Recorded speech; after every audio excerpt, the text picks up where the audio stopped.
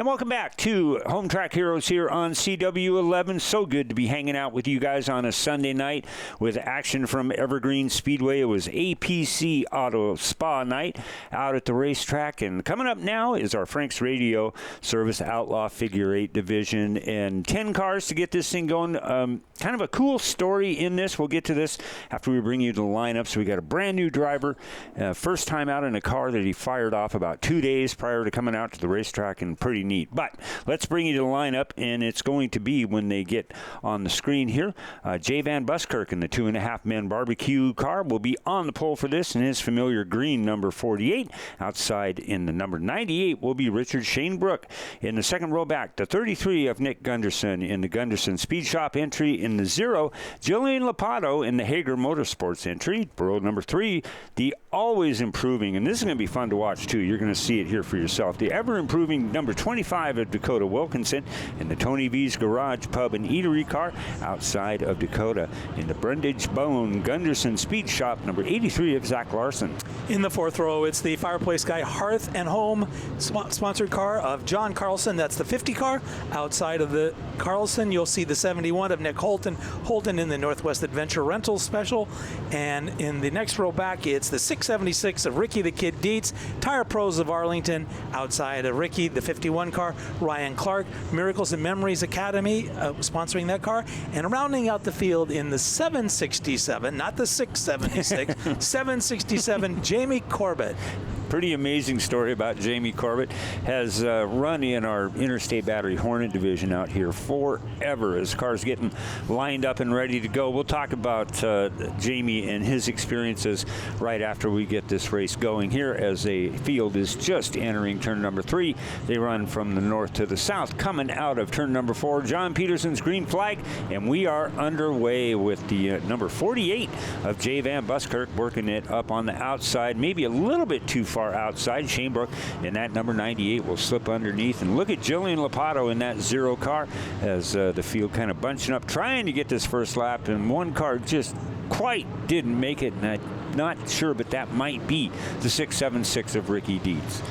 So they are that's what you miss that corner when somebody's bumper is planted in your bumper. But it's 30 laps, 60 times through that intersection. We've talked about it before. Not only do you have to worry about the car in front of you that you're racing, the car beside you, but you've got to remember to look as you go through that intersection. Take a quick glance. In this particular case, you're going to look to the left to make sure they're not coming.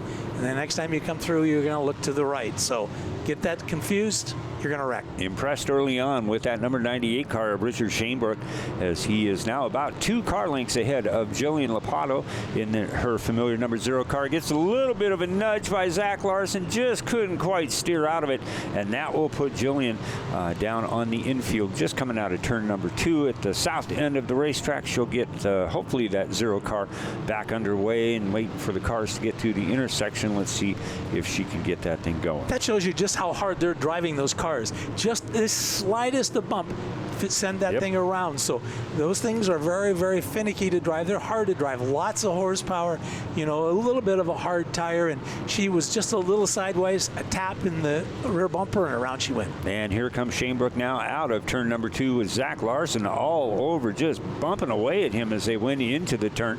And Shanebrook still hanging on there as we are now 6 laps down, 24 to go for our Outlaw Figure 8 main event.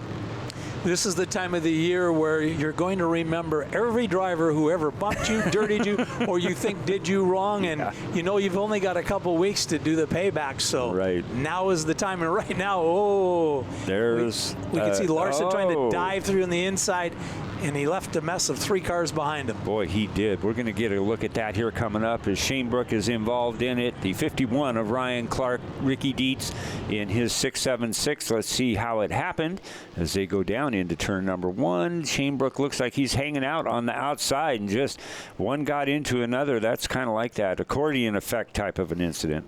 Well, you can see as he headed down into that left-hand corner, just a tick wide, as you said, and that gave that opportunity for Larson to try and stick the nose in there, and that's what happens sometimes when you show that quarter panel, and they took advantage of it. Yeah, all right, let's see what we got coming up here as they are still getting it sorted out. Man, that one car looked like it bounced off the Uke tire there and kind of got upset a little bit, but hard to see from this angle, but nonetheless, Ricky Dietzen, this ought to be good. This is from the nose of the Cowboys car.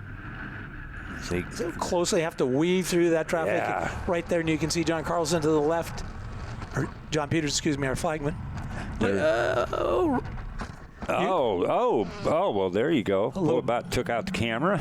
Well, you could see Clark, had lost the rear end of that race car, was fighting to get it back, and then about that time, everybody checked up in front of him, and he did it. But, Ryan Clark has had an outstanding year, and each week you watch him race just a little better, has done it the right way, and right now, finds himself fourth in points. So a great effort by Ryan Clark in that 51 car. Yeah, and the cool part about Ryan is he's really got a lot of good teachers. He brings that car into the pit. Chris Curtis wasn't there tonight. Normally drives the number 74 entry, part of that whole team. So, yeah, you're right. He's done a really nice job. This segment is brought to you by the Angel of the Winds Casino Resort. Celebrate 100% smoke-free gaming at Angel of the Winds Casino Resort. Whether it's a birthday, gender reveal, excursion with friends, strikers, bowling, or all things sports, Angel of the Winds Casino Resort offers incredible packages with exciting extras. Book your party package today by visiting angelofthewinds.com.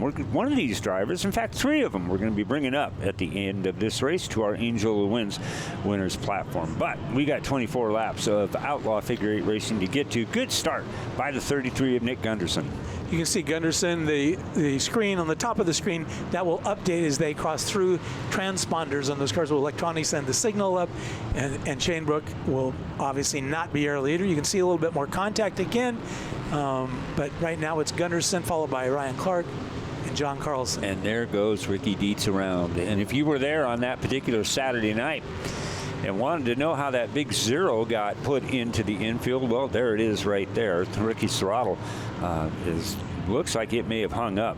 Ricky likes to put on a smoke show, but only after a win.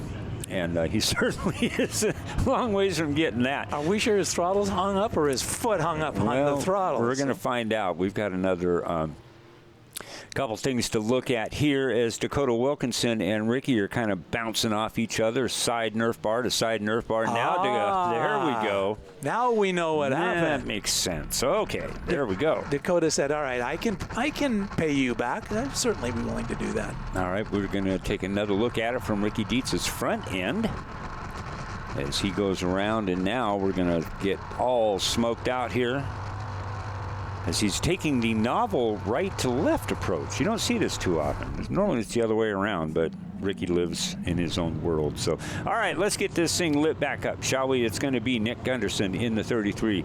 Ryan Clark continues his impressive run in the number 51 car. Outside of Ryan in the number 50 is the Cowboy John Carlson. And then we go back to the 767 car. Look at that. Jamie Corbett. And we talked about him at the start of the race. He fired that car up about 2 days before they brought it out on this Saturday night, in his very first time in it, and watched him in it qualify, took it real slow, got used to it, because practice time is pretty precious. In the early afternoon, you will get one practice. They want to try and get you 2. Depends on how the day goes, and I think he did get a couple of practices in there, but boy, I tell you, the man's got my respect for doing what he did. Well, and you go from a limited motor car to a unlimited motor car, and that thing reacts so differently, and how you have to apply the throttle to that, and how the brakes work and everything else. Plus his car is much bigger, everything happens faster. Heavier, yeah. And you got to take your hat off to him, doing a great job of his first night. Right now, it looked like a little bit of bumper tag right there between Clark in the 51 and our leader, the 33 of Nick Gunderson. There's Shane Brook in the 48 and Zach Larson in his beautiful number 83 car. You can see the Gunderson logo logo on the hood. Brundage Bone Concrete Pumping, who thankfully employs Zach down in the Kent Auburn area. And Zach has just had he's kind of been, I don't want to say hit and miss this season, but he's been running as strong as he possibly can in a very tough class with a bunch of good drivers in it. So good to see him back out there in that number 83. And a great points battle going on in the Outlaw Figure 8 division. Larson leading at 287 points. Second, just 6 points behind, is the Cowboy John Carlson in that 50 car. And then in the third spot is Ricky Dietz. He's just 9 points out of the lead, 3 points behind second place Carlson. So those first three are very, very close. In the fourth spot, Ryan Clark just 29 points back, and then 2 points behind Clark is Nick Gunderson. And you see Jillian Lapato as she had spun down into just going into turn number 1, trying to see if she's got a flat tire, but she's almost looking like she's got her eyes set on somebody. But you know, I was talking with Jillian's dad, Joe, on Saturday, and he told me that she may be the only female outlaw figure 8 driver in the country. Okay, we're going to take a break here. We're going to get this sorted out. We'll be back with more from Evergreen Speedway on CW11.